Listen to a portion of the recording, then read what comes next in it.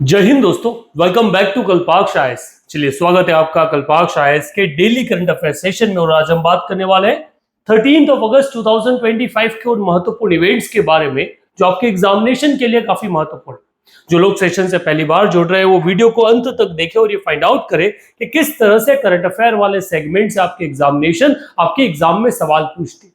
चलिए, बिना देरी किए आगे बढ़ते और बात करते हैं आज के पहले और मोस्ट इंपोर्टेंट इवेंट के बारे में। पीआईबी प्रेस इंफॉर्मेशन ब्यूरो ने आज अपने पोस्ट पर यह मेंशन किया that prime minister Narendra Modi addressed 18th international olympiad on astronomy and astrophysics. Astronomy and astrophysics India के आधार पर अगर देखे जाए तो काफी महत्वपूर्ण ब्रांचेस के रूप में जाने जाता है। भारत के सारे शास्त्र वेद वगैरह इसी चीज पर निर्भर है और इसको आगे बढ़ाने के लिए भारत काफी कुछ काम कर रहा है। So in India tradition meets innovation, spirituality meets science, curiosity means creativity. For the centuries, India have been observing the skies and asking the big question, what PM Narendra Modi could. अब सरकार ने ये चीज तो उनका स्टेटमेंट के आधार पर आ जाता है और वर्तमान में एस्ट्रोनॉमी और एस्ट्रोग्राफी को फिजिक्स को लेकर कई सारी चीजें भी भारत सरकार द्वारा की जा रही है। अब सवाल है यहाँ से कि यहाँ से किस तरह का क्वेश्चन पूछा जा सकता है, तो इसके बारे में अगर बात करें तो थोड़ा सा बेसिक समझ लेते हैं। ये 18th इंटरनेशनल ओलंपियाड है एस्ट्रोनॉमी और एस्ट्रोफिजिक्स का, और ये जो एमपी मुंबई में क्या किया गया इसे कॉल या फिर इसको या इसका कंट्रीब्यूशन जो वो हुआ है, इस आधार पर अगर देखा जाए तो सवाल यहाँ से पूछा जा सकता है, where is the 18th international olympiad on astronomy and astrophysics is being held. 18वां अंतरराष्ट्रीय खगोल शास्त्र खगोलीय भौतिक ओलंपियाड कहां पर आयोजित किया गया? दिल्ली, भुवनेश्वर, मुंबई एंड चेन्नई। तो करेक्ट आंसर बनेगा मुंबई। ये एब्सोल्यूट क्वेश्चन नहीं है, इस तरह से क्वेश्चन पूछे जा सकते हैं। क्वेश्चन की बनावट का तरीका अलग हो जाएगा, परंतु ये न्यूज में है तो यहां से सवाल बनने की संभावनाएं प्रबल। आगे अगर अगली न्यूज को कवर किया जाए तो न्यूज कहती है, cabinet approves semiconductor manufacturing unit in Odisha, Punjab and Andhra Pradesh with outlay of 4600 crore. Bharat सरकार सेमीकंडक्टर, क्योंकि वर्तमान में जैसे एआई का युग चल रहा है, सेमीकंडक्टर सबसे बड़ा पार्ट उसमें रोल प्ले करता है। और जिस तरह से हमारे ट्रेड वॉर्स चल रहे हैं, whether it be China and with USA, Bharat इसमें खुद सेल्फ रिलायबल आत्मनिर्भर बनना चाहता है और उसके लिए उन्होंने मिशन चलाया है, इंडिया सेमीकंडक्टर मिशन। और इसी सेमीकंडक्टर मिशन के तहत अलग अलग जगह हम इससे संबंधित जो प्रोजेक्ट्स है उन्हें लॉन्च कर रहे हैं। वर्तमान में कैबिनेट द्वारा ओडिशा, पंजाब और आंध्र प्रदेश में इसका एस्टेब्लिशमेंट की बात कही गई। अब इस आधार पर अगर देखा जाए तो यहां से सवाल बनने की संभावनाएं प्रबल है। अच्छा, इस आधार पर थोड़ा सा और बेसिक समझ लेते हैं। Momentum building semiconductor ecosystem in India with 6 approved project already at various education. अब ये जो नए प्रपोजल्स हैं ये continental device India private limited, 3D glass solution ions in advance system in packages technology द्वारा क्या किए गए? लॉन्च किए गए। अब यहां से सवाल पूछा जा सकता है आपसे, क्वेश्चन इस तरह से बन सकता है, in which year was India semiconductor mission launch? Bharat में सेमीकंडक्टर मिशन किस वर्ष में शुरू किया गया? अगर आपने पहले पढ़ा हुआ है तो आपका ऑप्शन आप कमेंट बॉक्स में डालिए। हम आपको सिर्फ इतना बताना चाहते हैं न्यूज के थ्रू कि जरूरी नहीं हम रोज 1.5 से 2 घंटे के करंट अफेयर्स पे पीछे भागे, हम लिमिटेड सोर्स में भी मैक्सिमम क्वालिटी अचीव कर सकते हैं, हमारे क्वेश्चंस बना सकते हैं। तो इस आधार पर अगर इस वाले क्वेश्चन का आंसर देखा जाए तो वो आता है सी, क्योंकि 2021 में भारत द्वारा सेमीकंडक्टर मिशन जो है उसकी शुरुआत की गई थी, जब चाइना से सप्लाई जो है वो रुक गया था कोविड के जस्ट बाद वाले period. So 2021 is the correct option for next question. आगे बात करते हैं। Cabinet approve investment proposals of construction of 700 megawatt टाटू second hydro electric project in she Yomi district of Arunachal Pradesh with outlay of 8146 crore in completion period of 72 month. So cabinet द्वारा एक नया project जो है वो अप्रूव किया गया है। तो सुनिएगा, cabinet committee on economic affairs किसने चेयर किया? प्राइम मिनिस्टर नरेंद्र मोदी ने। उन्होंने कंस्ट्रक्शन एक second Tato second hydro electric project, जिसे HEP के नाम से जाना गया, शी योमी डिस्ट्रिक्ट ऑफ अरुणाचल प्रदेश में से क्या किया गया है? लॉन्च करने की बात या फिर से अप्रूव कर दिया गया है।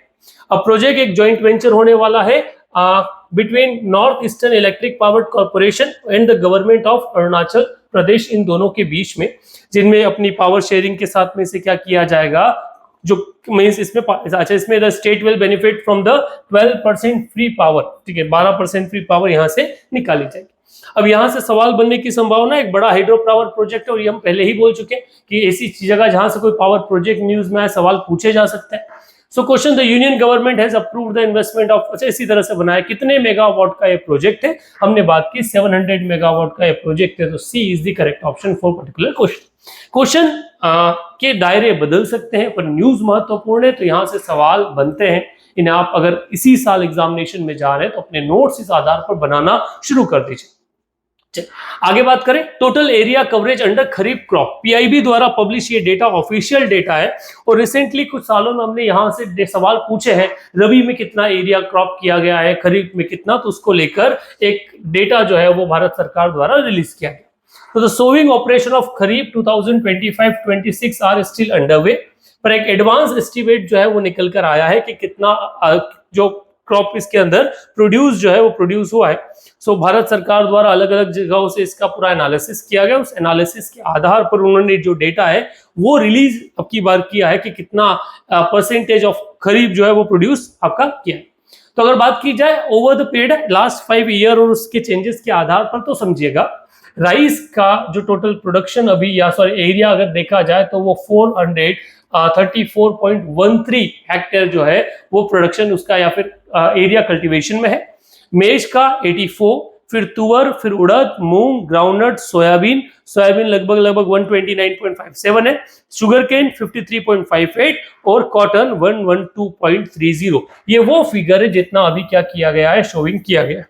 हमने जनरली तो सभी चीजों में राइस देखा है, पर हमने एक उड़द में बड़ा डिक्लाइन देखा है -1.63% का, क्योंकि लगातार इसमें आपका क्या हो रहा है, डिक्लाइन हो रहा है प्रोडक्शन में। वहीं अगर आपने देखा जाए तो एक डिक्लाइन आपको सोयाबीन में देखने को मिलेगा -2.25% का, जो पहले अगर over the period of time last year 132.55 था, अब की बार 129.57 लाख हेक्टेयर में ही क्या किया गया है, इसका प्रोडक्शन किया गया।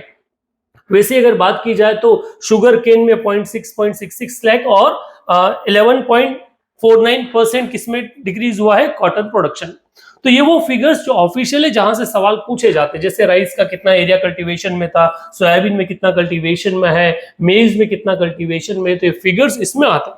अगर इसी आधार पर प्रोडक्शन को समझा जाए कि कितना प्रोडक्शन हुआ है, कितना टन प्रोडक्शन लास्ट ईयर्स में, तो राइस का जो प्रोडक्शन 2024-25 में था वो था आपका 1218.54 लाख टन, जो एक राइज हम लोगों ने जनरली देखा और तो over the period of time 7.57% rise हुआ है। वहीं मेज के प्रोडक्शन में 11.68% राइज के साथ आपके यहाँ प्रोडक्शन था 248.43% का। वैसे तुअर वगैरह हर चीज का है। अगर डिक्रीज देखा जाए तो हमने डिक्रीज उड़द में देखने को मिला -18.83% का। अब सिर्फ प्रोडक्शन 13.02 लाख टन बचा है, जो पहले कभी 18.65 लाख टन हुआ करता था। एक और डिक्रीज, ऑल्दो हमने सोयाबीन में थोड़ा सा डिक्रीज देखा था, पर प्रोडक्शन में इंक्रीज हम लोग देखते हैं 16.216% का इंक्रीज हम लोगों को मिला। जो पहले प्रोडक्शन 129.87 लाख टन था, वो अभी क्या हो गया 130.62 लाख टन के आसपास जा पहुंच, सॉरी 151.80 लाख टन तक जा पहुंचा।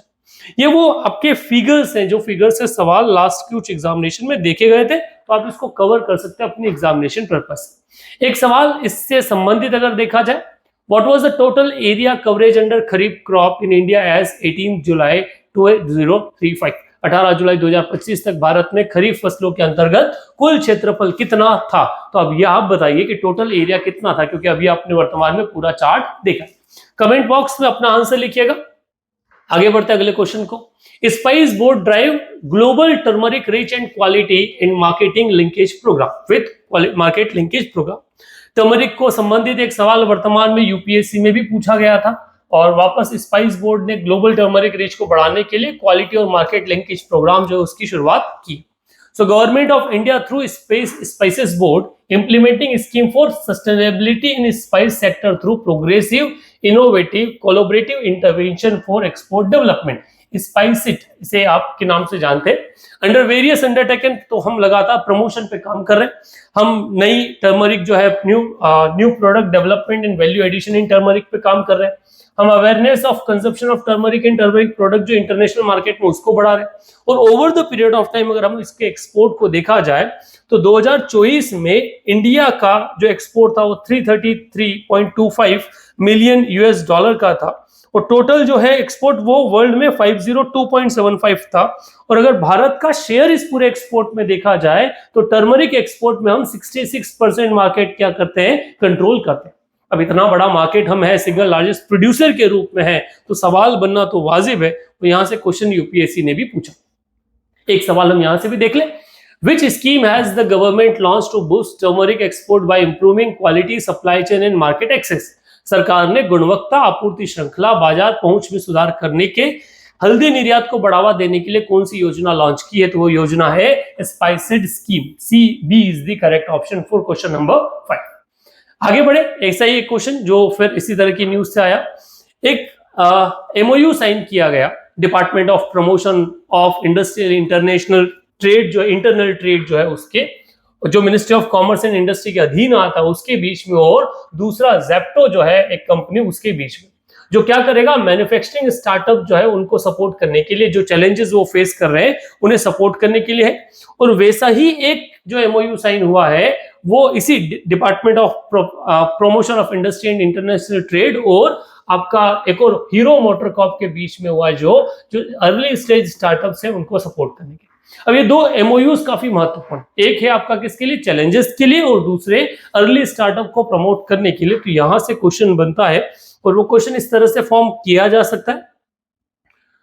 Through which programme has DPIIT partnered with Hero MotoCorp and Zepto to support early stage startups? Hero Accelerator and Zepto Startup Facility, Hero for Startups and Zepto Nova Innovation Challenge, Mobility Market and Zepto Manufacturing Program, Hero Startup Hub and Zepto Scale Challenge। तो basically ये किसके बीच में हो रहा है, hero for startups and Zepto nova innovation challenge के through. तो B is there is the correct option for particular question. ये वो सवाल जहां से सवाल बनने की संभावना है हम लास्ट टाइम देखते हैं। एक न्यूज वापस है जिसका नाम है दीर्घावधि कृषक पूंजी सहकार योजना, एक योजना जिसको लेकर सवाल आया। नेशनल कोऑपरेटिव डेवलपमेंट कॉर्पोरेशन जो है उसके द्वारा एक योजना चलाई जा रही है जिसका नाम है दीर्घावधि कृषक पूंजी सहकार योजना, जिसमें किसानों का जो लोन अवधि है उसको बढ़ाने की कोशिश की जा रही है और ये सहकारिता के तहत इसमें काम किया जाए।